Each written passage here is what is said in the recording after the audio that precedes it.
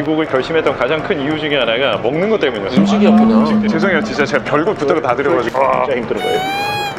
그럼 첫 데이트도 미술관에서 한 거예요? 파리에 혼자 왔어요.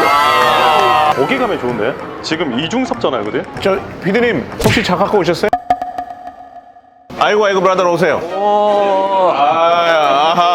지금 따끈따끈 방송 시간으로 어제 8시 50분 톡파원에 밀강 나왔어요. 밀강. 이창희 형 강사님이십니다. 네, 허리가 다쳐가지고 인사를 제대로 못하겠어요. 아유, 죄송합니다. 제 아들이 둘이잖아요. 놀아주다가 삐끗했어요. 너무 아파. 어떡해요? 안녕하세요. 럭키. 알베르토. 다현 안녕. 왜?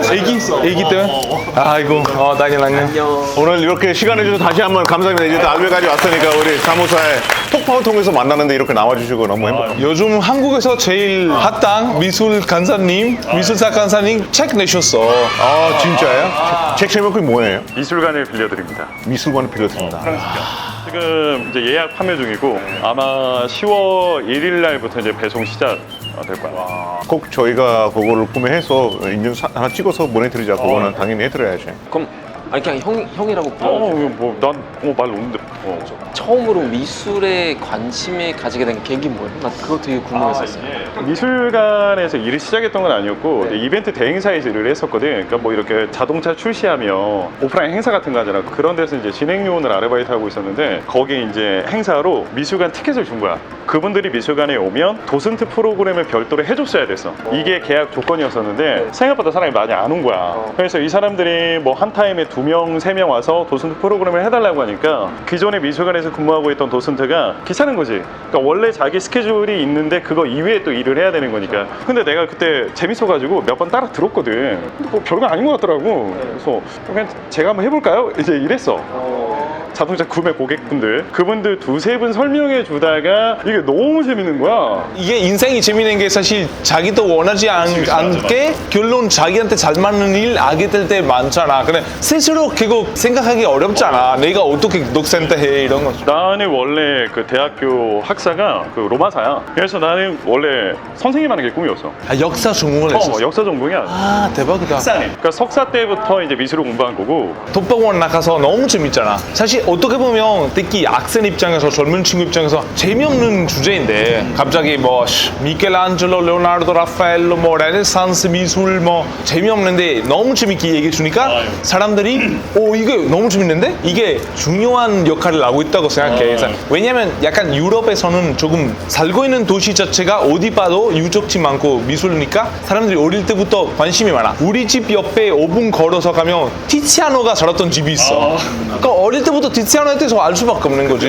이제 알베가 얘기했던 거랑 뭐 같은 맥락인 건데 프랑스 살면서 제일 부러웠던 게 내가 오르세 미술관에서 일할 때 아빠가 아들이랑 같이 이제 미술관에 왔더라고. 정말 기본적인 간단한 내용으로 그림을 설명을 해주는데 마지막에 아빠 멘트가 아빠는 이 그림을 보고 이런 게 느껴지는데 너는 어떻게 보여? 이렇게 딱 물어보는 거야. 근데 나는 그걸 보면서 너무 좀 부러웠어. 아버지가 아들과 함께 미술관에 왔다는 것도 부러웠고 서로 작품을 앞에 두고 감정에 교감을 하고 있는 거잖아. 그런 자연스러운 모습이 유럽은 좀 일상인데 우리는 아직 그렇지는 않거든. 유럽은 애기들 박물관 갔을 때 막 지루하고 이렇게 하지 않아요? 그건 뭐 그런 경우도 있겠지만 이탈리아하고 프랑스에 오래 살았으니까 거기 기준으로 이야기를 하면 오르세 미술관에서 가장 많이 볼 수 있는 풍경이 유치원이나 초등학교 저학년들이 사생대회처럼 와가지고 앞에서 이제 그림 따라 그리는 거. 그러니까 그 그림 앞에 자리를 잡고 한 10대 명, 20명 이렇게 앉아가지고 그 유치원생들이 그 그림을 따라 그리고 있는 거야. 내가 저희한테 물어보고 싶은 거 작년에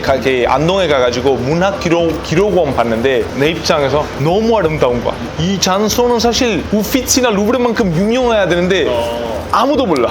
이게 약간 너무 아쉽지 않아? 조금 아직까지 관심도 더 잘 없고 사람들이 더 잘 모르고. 예술뿐만 아니라 문화 전체가 다 같은 맥락이라고 생각을 하는데 내 개인적인 생각이기는 하지만 유럽을 보면서 내가 가장 많이 느꼈던 것 중에 하나는 변화가 별로 없어. 예를 들어서 로마도 그렇고 뭐 파리도 그렇고 유럽의 대도시를 가면 100년 전에 찍은 사진의 도시 풍경과 지금이 똑같아. 똑같다, 맞아. 그런데 한국은 10년만 지나도 도시 전체가 바뀌어 있어. 다 바뀌어. 그래서 한 번씩 그런 생각을 했거든. 왜 그럴까? 내 나름대로의 결론이 유럽은 어쨌든 100년 전, 200년 전부터 계속 인류 문명을 이끌어갔던 주도적인 세력들이잖아. 기득권 세력이다 보니까 변화의 필요성을 못 느끼는 거야. 한국은 입장이 전혀 다르거든. 우리는 격변의 시대를 겪었었고 현실에 안주하면 우리는 절대 발전할 수 없는 문화적인 그런 역사를 계속 거치다 보니까 어쩔 수 없는 것 같아. 이게 물론 나의 개인적인 생각이야. 우리 사무사 채널도 마찬가지야. 계속 안 되니까 계속 콘텐츠가 변하는 거지. 우리가 만약에 잘 됐을 때는 쭉 그냥 같은 콘셉트로 갈 텐데. 다니엘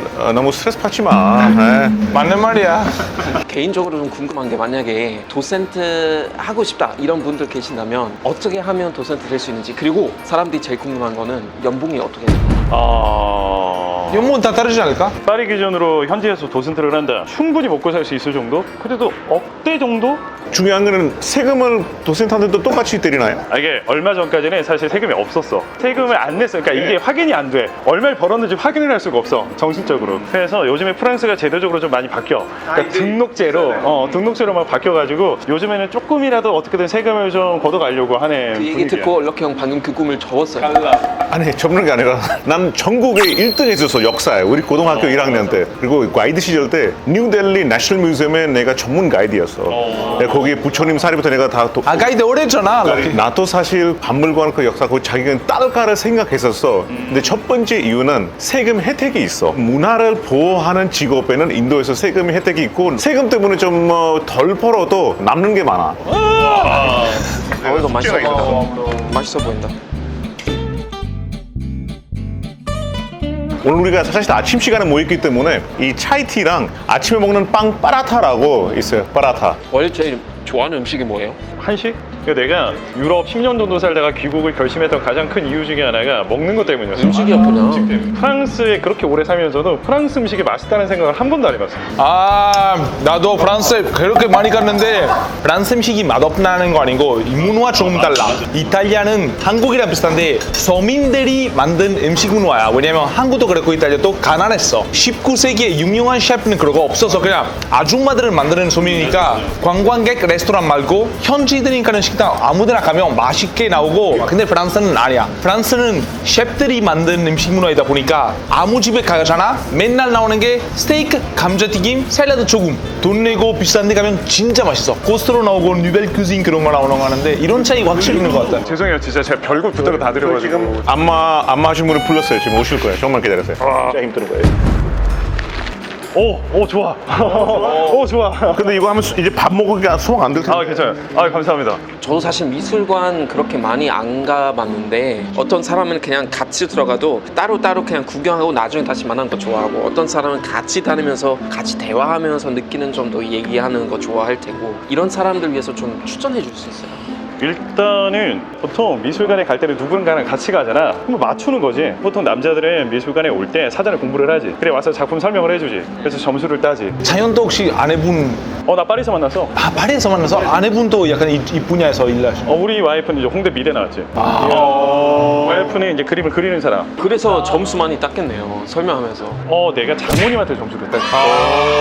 그러니까 그때 이제 와이프 처음 만날 때 이제 와이프하고 지금 우리 장모님하고 같이 프랑스로 여행을 오셨어. 그때 이렇게 안내를 해드리면서 우리 와이프가 나 먼저 꼬셨어. 여기는 살짝 그 스토리, 러브 스토리 얘기해주면. 그냥 와이프가 따로 연락이 왔어. 끝나고. 나는 번호 그때 막 다 나눠줬어. 왜냐면 혹시 뭐 궁금한 거 있으면 물어봐라. 그럼 첫 데이트도 미술관에서 한 거예요? 아니면 어디서 한 거예요? 첫 데이트는 이제 그렇게 이제 끝나고 나서 와이프는 이제 한국에 이제 돌아갔는데 이제 연락이 이제 온 거야, 와이프한테. 와이프가 나 부르려고 파리에 혼자 왔어. 여기도 장모님한테 점수 딴 방법 알고 계세요? 그 스토리? 몰라. 처제분들도 계시거든요. 와이프분이랑 처제분이 계시는데 알아. 장모님이 우리 중에 누가 제일 예쁘냐고 물어봤을 때 딱 했던 대답은 장모님이 제일 예쁘시다. 이런 멘트 이탈리아 초등학교에서 가르쳐줘. 이런 질문 많이 받았겠지만 가장 좋아하는 아티스트 누구인지, 그리고 꼭 추천하는 미술관. 일단 내가 제일 좋아하는 화가는 밀레, 장프랑수아 밀레. 난 장프랑수아 밀레를 너무너무 좋아해. 일단 화가들 가운데 가장 순수하고 진실된 그림을 그렸던 화가라고 생각을 하고, 우리나라 사람들이 밀레 되게 좋아하잖아. 근데 잘 몰라. 밀레의 대표적인 작품 만종과 이삭 줍는 여인들 빼고 밀레 작품 세 개만 얘기해보라 그러면 있잖아요. 얘기하는 사람 지금까지 한 번도 본 적이 없어. 만종은 그 농사하는 그거 그 기도 드리고 있는 삼종기도.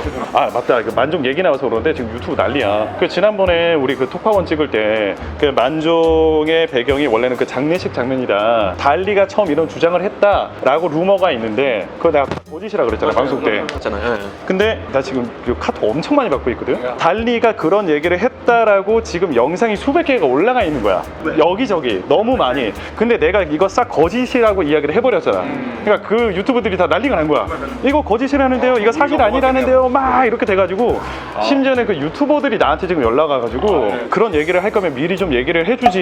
뭐 이렇게 터트려버리면 어떡하냐. 본인들은 그러면은 그 콘텐츠를 미리미리 잘 확인하고 올려야 되는 만약에 지금 각사님 얘기 맞으면 그 사람들도 내가 마음이 조금 이해는 되는 게 확인할 수가 없어. 하도 많이 그런 얘기 너무 많이 퍼져버리니까 확인 자체가 불가능하고 이건 나는 이제 정확한 팩트를 내가 알고 있는 이유가 뭐냐면 나 지금 서재에 있어 그 책이 그 절판된 달리 논문이 나는 있거든. 1963년도에 출간이 됐는데 절판됐어.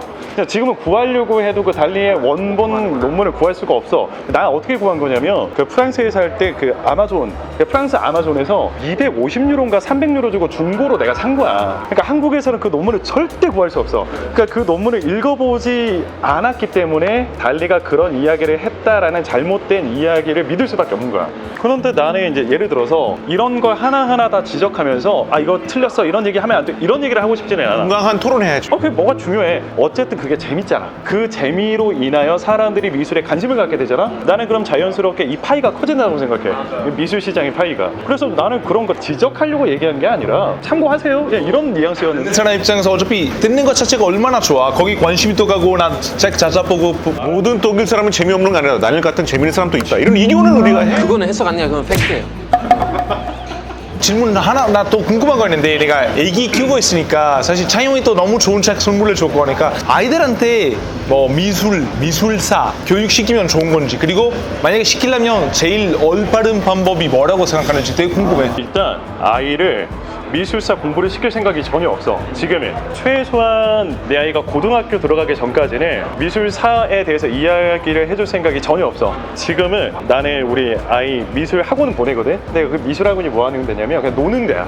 그렇게 하다가 초등학교 때까지는 계속 그냥 놀이로 하고 싶고 초등학교 입학할 때쯤 되면 그때부터는 미술관에 좀 자주 놀러 가고 싶어. 그런 식으로 해서 자연스럽게 내 아이의 생활에 미술이 그냥 주변에 있었으면 좋겠어. 그냥 이런 정도는 할 수는 있겠지. 미술관에 가서 작품 따라 그리기 이 정도는 할 수 있겠지만 이 작품이 어떻고 이 기법이 어떻고 이 사조가 어떻고 이런 얘기는 아이한테 해줄 생각이 전혀 없어. 아이한테 필요하지도 않고.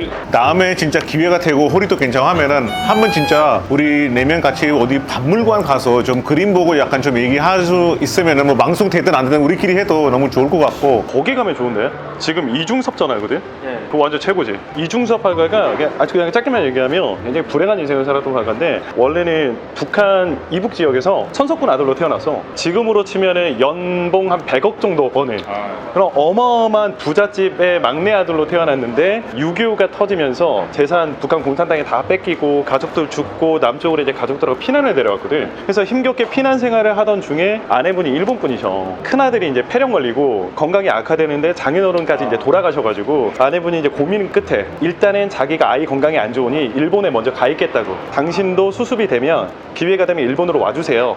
일단 전쟁은 좀 우리가 피하도록 해요 라면서 그때 가족과도 이제 이별까지 하게 되시는 거야. 이게 너무 고통스럽고 너무 힘드신 거지.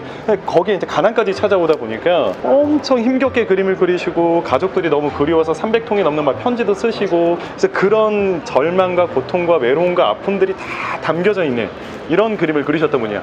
근데 또 안타까운 건 피난 내려오실 때 그림을 다 두고 오셨어.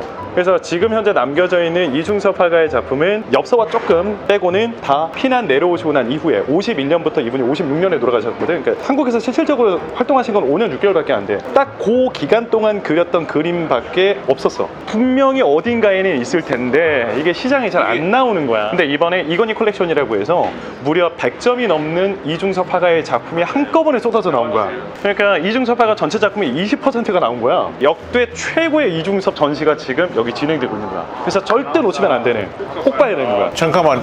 지금까지? 저 피디님 혹시 차 갖고 오셨어요? 미술관에 가기 전에 일단 자신의 성향을 확인해내는 게 좋거든. 그러니까 예를 들어서 옛날 그림 좋아하는 사람은 취향이 보수적이다라고 이야기를 하고, 요즘 그림 좋아하는 사람들은 뭐 진보적이다라고 이야기를 하는데, 예를 들어 이 그림을 기준을 나누는 게 인상파야. 미술사에서는 인상파 이전의 그림은 읽는 그림이라고 이야기를 하고, 이후의 그림은 보는 그림이라고 이야기를 해. 이게 감상법이 다른 거야.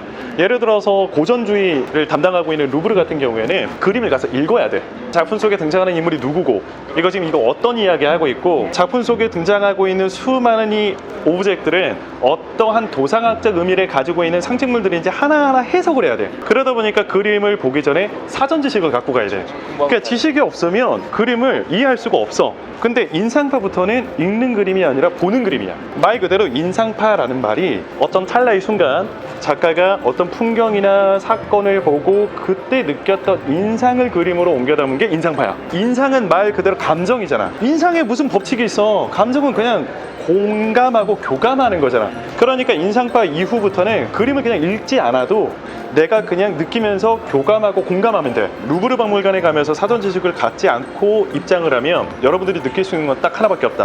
아, 모나리자가 생각보다 작구나. 맞아. 이거 말고는 사람이 많다. 그렇지. 아 근데 진짜 오늘 사실 느낌 밤새도록 얘기할 수는 있을 것 같은데 요즘 너무 핫하니까 빨리빨리 다른 스케줄 가야 되니까 영화부터 보내야 될 것 같아요. 저희 빨리빨리 일단 진짜 오늘 너무 나와줘서 너무 고맙고 아, 네, 진짜 오늘 허리만 아니었으면 더 진짜 재밌게 잘할 수 있었는데. 책도 정말 너무 응원하고요. 여러분 관심 많이 가져주시면 되고요. 여러분 구독 취소하지 마세요. 한 번만 합니다. 여러분들 사무사 구독 취소하지 말아주세요. 네, 감사합니다. 감사합니다.